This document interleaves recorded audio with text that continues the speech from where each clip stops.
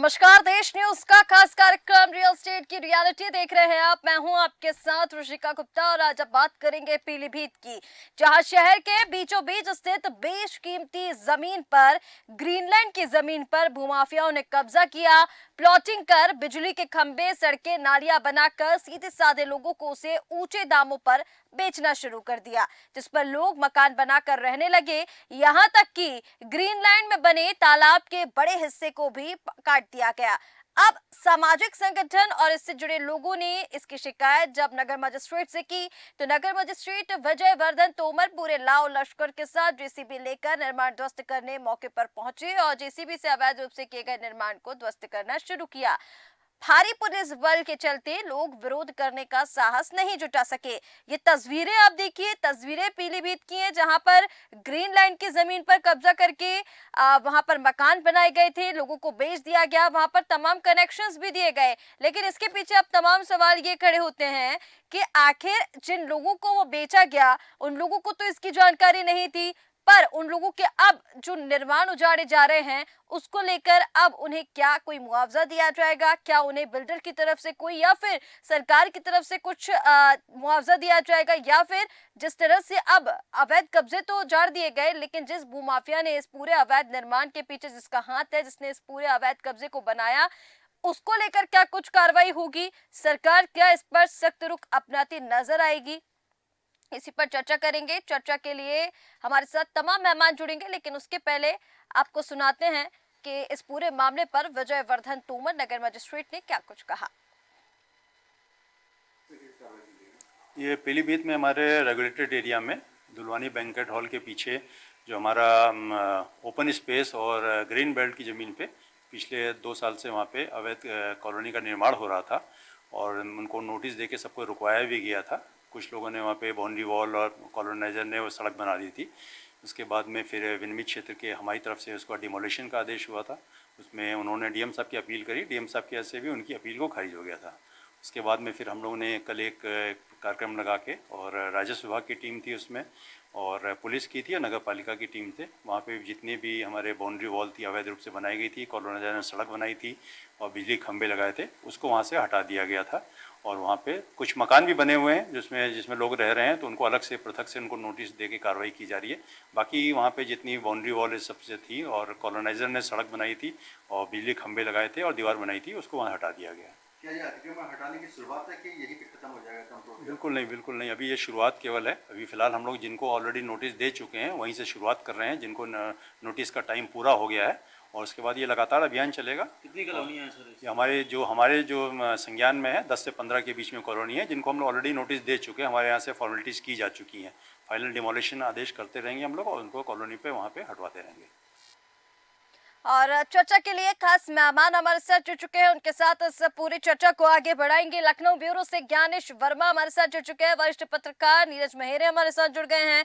इसी के साथ शमशेर गाजीपुरी जो पूर्व प्रदेश मंत्री उत्तर प्रदेश से, वो हमारे साथ जुड़ चुके हैं, और साथ ही पीसी कुरील जी सामाजिक कार्यकर्ता है। पीसी कुरील जी हमारे साथ जुड़ चुके हैं। आप सभी का बहुत स्वागत है देश न्यूज पर।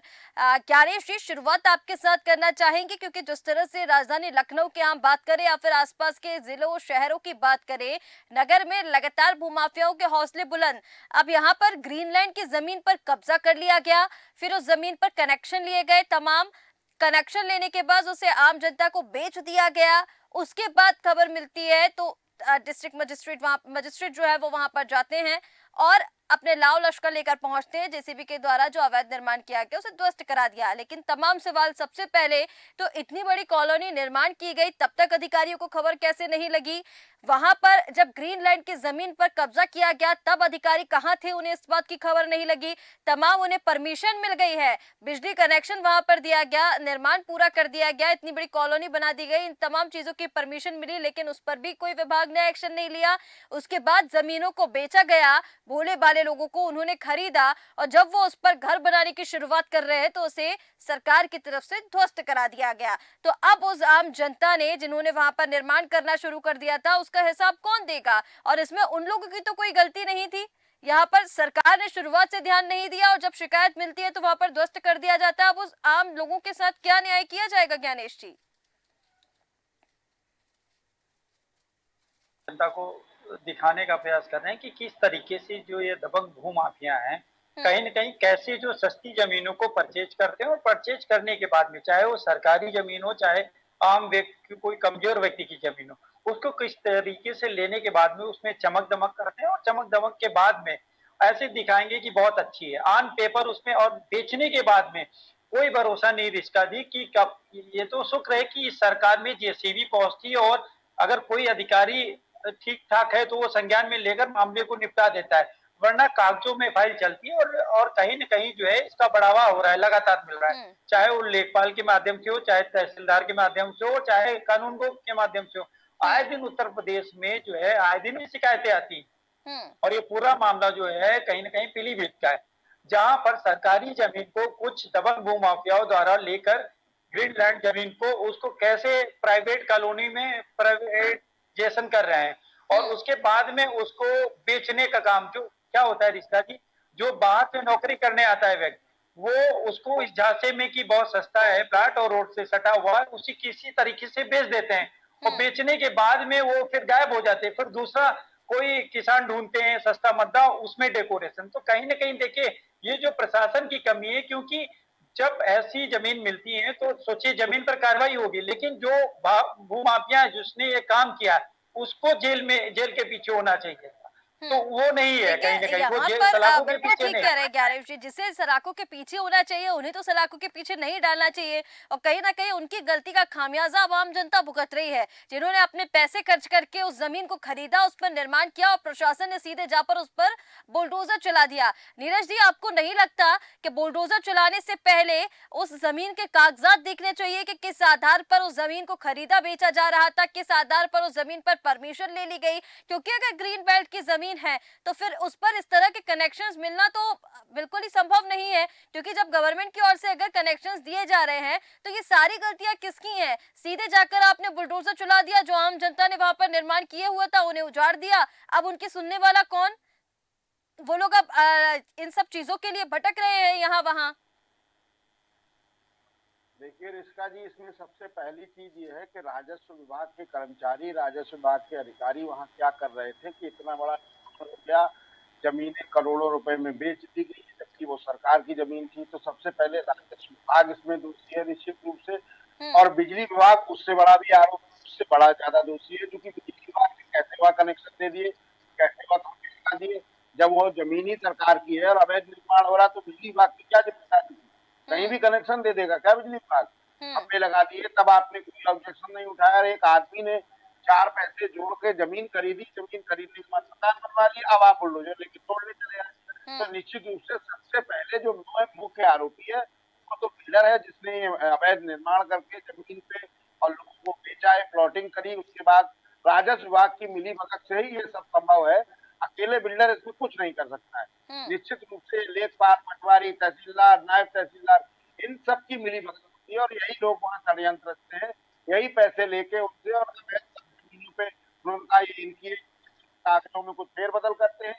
निश्चित रूप से उसके बाद इस तरह का वहाँ घोटाला निकल के आता है बाद में। अब इसकी अगर जांच होगी तो निश्चित रूप से तहसील के ही कर्मचारी, इसमें राजस्व विभाग के ही कर्मचारी दोषी पाए जाएंगे। जैसा सिटी मजिस्ट्रेट साहब ने वहाँ काम किया, वो भी उन्हें नहीं करना चाहिए था, एकदम छोड़ने की कोई जरूरत नहीं थी। पहले जांच कर लेते कि ये सही है या गलत है। ग्रीन बेल्ट है, चलिए उनका मान लिया जाता है, लेकिन उनको ये भी देखना चाहिए कि ये ग्रीन ग्रीन बेल्ट पे निर्माण हो गया है और निर्माण के दौरान इसमें दोषी कौन है? हमने खरीदी है, हमने पैसे लगाए हैं।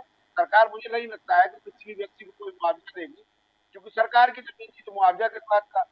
निश्चित रूप से ऐसे बिल्कुल बिल्डर के खिलाफ नीरज जी, कार्रवाई हो। सवाल देखिए जिसकी यही है संपत्ति है कि वो ग्रीन शिकायत बेल्ट की जमीन पर अगर निर्माण किया गया है तो पहले तो आप लोगों ने ध्यान नहीं दिया, लापरवाही आपके अधिकारियों की ओर से बरती गई। और बिल्कुल आपने ठीक कहा कि बिजली विभाग भी उतना ही दोषी है जितना यहाँ पर राजस्व विभाग है। कहीं ना कहीं इस तरह से जब लापरवाही अधिकारियों के सामने आ रही है तो शमशेर जी, अब इस पर आप क्या कहेंगे? सीधे जाकर उस पर बुलडोजर चला देना चाहिए या फिर उसके पीछे के माफिया को भी पकड़िए ना आप लोग? और जिस जनता के साथ ये पूरा अन्याय हो रहा है, निर्माण को लेकर जो चीजें सामने आ रही है, अब आम जनता को इस बात का क्या पता था कि ग्रीन बेल्ट की वो जमीन है, उस जमीन को बेचा गया, उस जमीन के सारे कागजात प्रोवाइड करा दिए गए, आम जनता को सिर्फ इतना ही चाहिए। और जब वो निर्माण करा रहे हैं तो उस पर बुलडोजर चला दी जाती है, उसके पीछे की चीजें भी देखिए। और अब जिस निर्माण पर आपने बुलडोजर चलाई है उस आम जनता के हक के लिए भी तो कुछ बोलिए।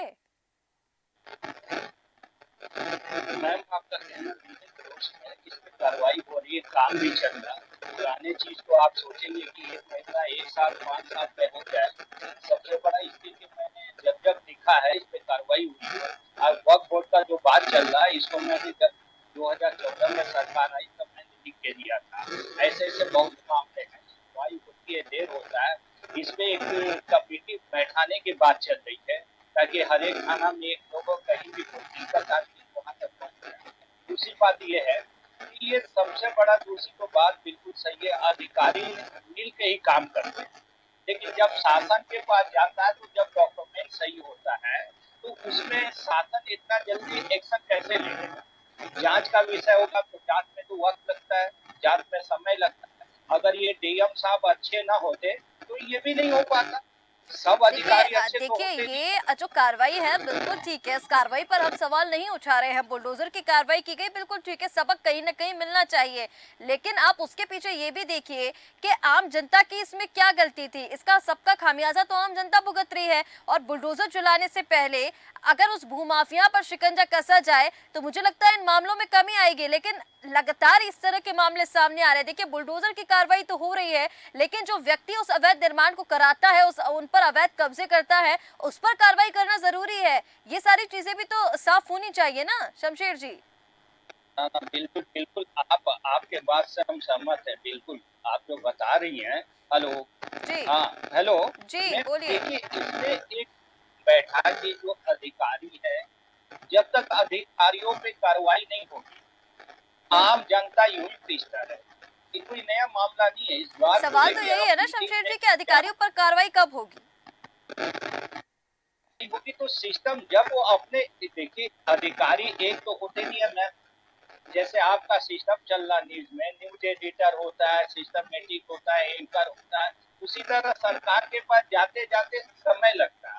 और अधिकारी देने वाले रिपोर्ट तो अधिकारी जो बड़े होते हैं वो दबाए रहते भाई। और जहां तक शासन में जो अच्छे अधिकारी आता है वो पेश करता, तुरंत कार्रवाई होती है सरकार की तरफ से। तो इसमें आम जनता को भी ये सोचना चाहिए कि अगर हम कहीं जगह ले रहे हैं तो खाता खतौनी कैसा है और जांच पड़ताल करने।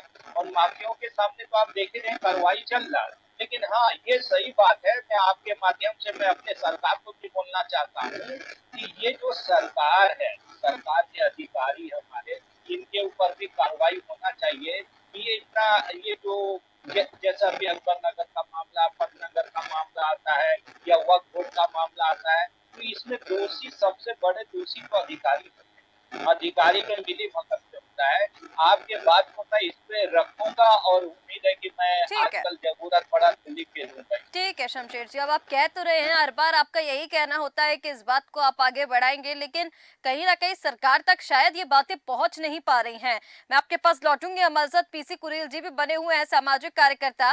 पीसी कुरील जी, आप इस पूरे मामले को कैसे देख रहे हैं। देखिए पहले तो कब्जा कर लिया जाता है, ग्रीन लाइन वो है, ग्रीन लाइन, और उस पर कब्जा करके निर्माण कर दिया जाता है। निर्माण करने के बाद तमाम कनेक्शन मिल जाते हैं, जनता को प्लॉटिंग बेच दी जाती है प्लॉट करके, और उसके बाद उस पर जनता जो है वो निर्माण करना भी शुरू कर देती है। लेकिन इतनी प्रोसेस तक, क्योंकि किसी भी कॉलोनी का या फिर किसी भी एरिया का निर्माण एक दिन में तो नहीं हो सकता, सालों लग जाते हैं। इतनी लंबी प्रोसेस तक के वहां पर कब्जा किया जा रहा है, सारे निर्माण हो रहे हैं, तब तक सरकार को कोई भनक इसकी नहीं लगती है। जैसे ही वहां पर निर्माण होने लगते हैं तो सरकार बुलडोजर लेकर पहुंच जाती है। आम जनता की इसमें क्या गलती है सर, और अब सरकार को आम जनता के लिए क्या करना चाहिए।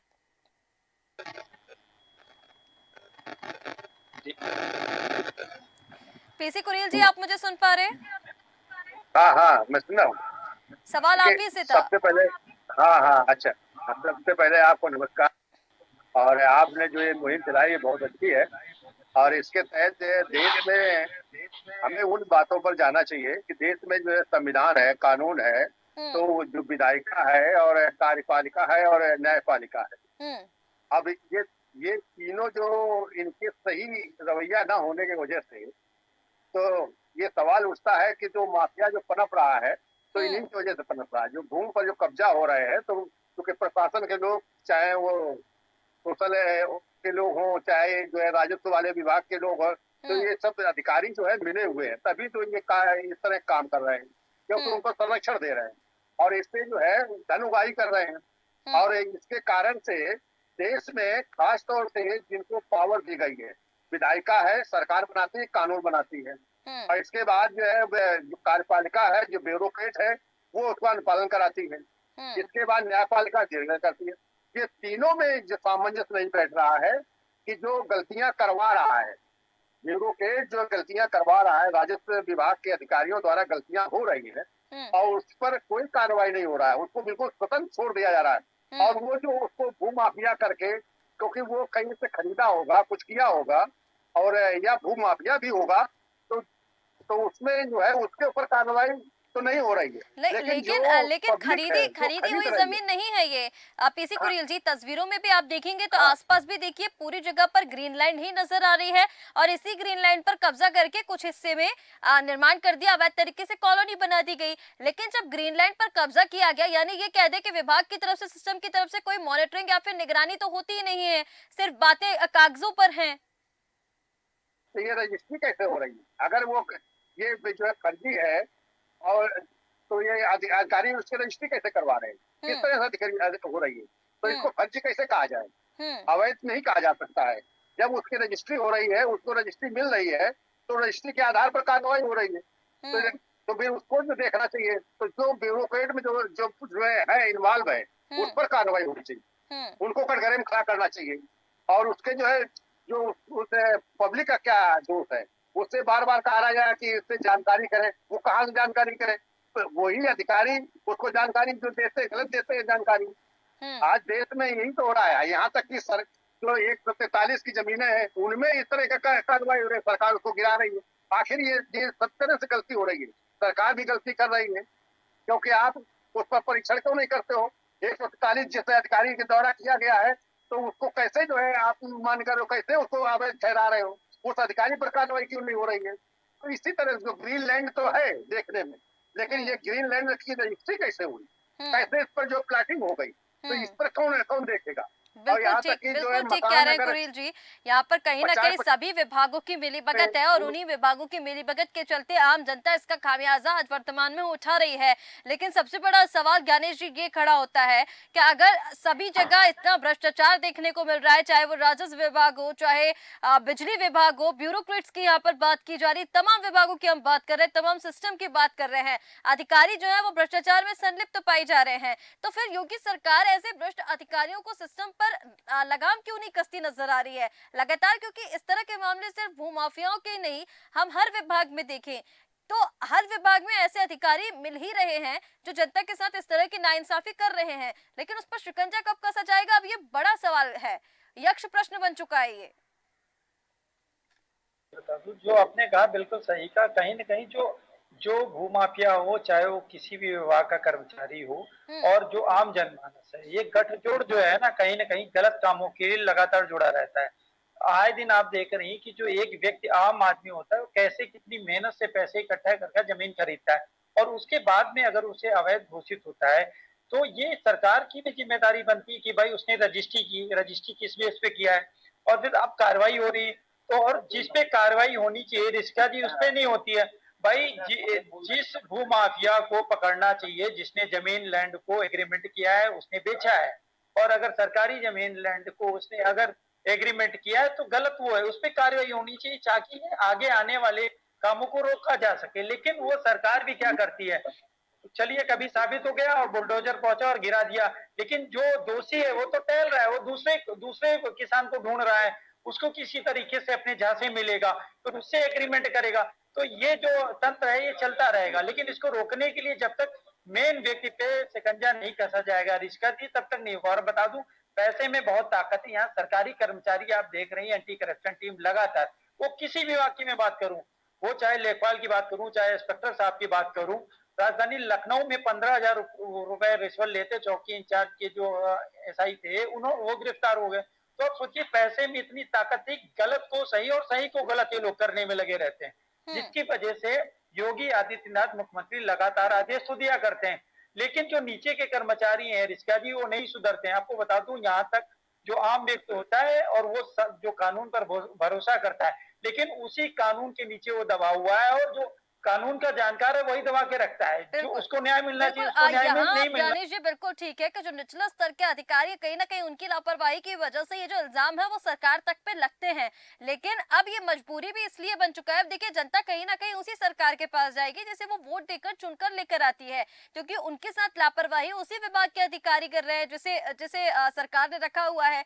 तो सरकार को ऐसे भ्रष्ट अधिकारियों पर जल्द से जल्द लगाम कसने की अब जरूरत है नीरज जी। और यहाँ पर जिस तरह से तमाम जो बातें की जा रही हैं, अब देखिए ये क्योंकि जो निर्माण की हम बात कर रहे हैं, अवैध तरीके से निर्माण कॉलोनी का अगर किया गया है, कब्जा है अगर अवैध तरीके से, तो फिर इस पर शुरुआत में ही अगर एक्शन ले लिया जाता तो अभी तक ये मामला बढ़ता नहीं। आप उस समय पर, और अब क्योंकि बुलडोजर की कार्रवाई तो कर दी गई नगर मजिस्ट्रेट की ओर से, लेकिन क्या अब आपको लग रहा है कि इस अवैध निर्माण के पीछे जिन भी भूमाफियाओं का हाथ है उन पर कोई कार्रवाई देखने को मिलेगी? देखिए रिस्का जी ने जो एक बात अभी कुरील जी ने कही, बहुत अच्छी बात कही कि तीनों सिस्टम में सामंजस्य की कमी है। दूसरी बड़ी बात, जो नगर मजिस्ट्रेट के आदेश में वहां बुलडोजर चलाया गया, तो निश्चित रूप से नगर मजिस्ट्रेट के खिलाफ भी FIR होनी चाहिए कि उन्होंने किसकी अनुमति से वहां बुलडोजर चलाया। जिसने अपना मकान बनाया उसने रजिस्ट्री की, राजस्व स्टाम्प ड्यूटी दी, फिर उसका मकान क्यों तोड़ा गया? पहले से नगर मजिस्ट्रेट की नैतिक जिम्मेदारी ये बनती थी कि जिस व्यक्ति द्वारा ये जमीन बेची गई उसके खिलाफ कार्रवाई करते और उससे बिल्कुल उनकी वसूली करके वापस कराते, फिर इनका मकान बिल्कुल। या और बड़ा बुलडोजर सवाल तोड़ते। सरकार से अब ये बना हुआ है कि जिस आम व्यक्ति ने वहां पर अपने पैसे से, खून पसीने की कमाई से वहां पर अपने घर बनाया था, सपनों का घर, आशियाना जिसे कहा जाता है, वो बनाकर उस व्यक्ति ने खड़ा किया और सीधे तरीके से उस पर बुलडोजर चला दिया गया, तो अब उस आम व्यक्ति के लिए क्या सरकार करेगी? उसका जवाब भी तो देना पड़ेगा ना, उस व्यक्ति के लिए भी तो कुछ ना कुछ करना होगा। बिल्कुल वही बात मैं कह रहा हूँ कि नगर मजिस्ट्रेट ने किसके आदेश पे ये बुलडोजर चलाया? राजस्व जब हमने दिया है, स्टाम्प ड्यूटी दी है, हमने मकान बनाया है, हमने अपने पैसे से बनाया। पहले वो गलत बेचने वाला गलत आदमी जो था उसकी रजिस्ट्री कैसे हो गई? तहसीलदार क्या कर रहा था? SDM क्या कर रहा था? क्या सिर्फ नगर मजिस्ट्रेट ने SDM के खिलाफ कार्रवाई की? नहीं की। तो निश्चित रूप से इसमें सबसे पहले अधिकारी दोषी हैं और अधिकारी अपने को बचाने के लिए आम आदमी को दबा लेते हैं, आम आदमी के मकान को तोड़ देते हैं।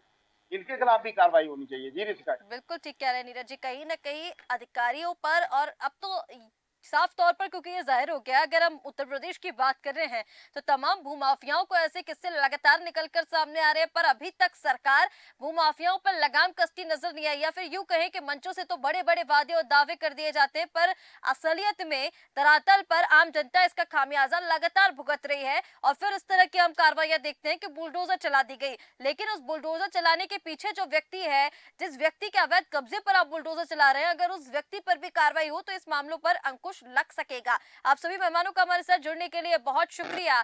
भूमाफियाओं के हौसले लगातार बुलंद हैं। ये पीलीभीत से आपको तस्वीरें दिखा रहे थे जहां पर ग्रीनलैंड की जमीन पर कब्जा कर लिया गया, ग्रीनलैंड की जमीन को निशाना बनाया गया, भूमाफिया ने अवैध निर्माण वहां पर कर दिया। और हैरान कर देने वाली बात ये कि अगर ग्रीनलैंड की जमीन है, वहां पर कब्जा किया गया है, तो तमाम उसे कनेक्शन बिजली विभाग से, तमाम परमिशन उसे मिल जाती है, रजिस्ट्री वो लोगों की कर देता है, और जब लोग वहां पर घर बना लेते हैं तो प्रशासन की तरफ से बुलडोजर की कार्रवाई करके उस घर को तोड़ दिया जाता है। सवाल ये खड़ा होता है कि जिस व्यक्ति ने खून पसीने की कमाई लगाकर उस घर का निर्माण किया, क्या अब उस व्यक्ति को उसका हक का पैसा मिलेगा? क्या उन व्यक्तियों के साथ, उन पीड़ितों के साथ कोई न्याय किया जाएगा? और जिस व्यक्ति ने, जिस भूमाफिया ने इस पूरी जमीन पर कब्जा किया, क्या उसके ऊपर कोई कार्रवाई देखने को मिलेगी? ये भविष्य में पता चलेगा। फिलहाल हमारे इस कार्यक्रम रियल स्टेट की रियलिटी में इतना ही। आप बने रहिए देश न्यूज के साथ। नमस्कार।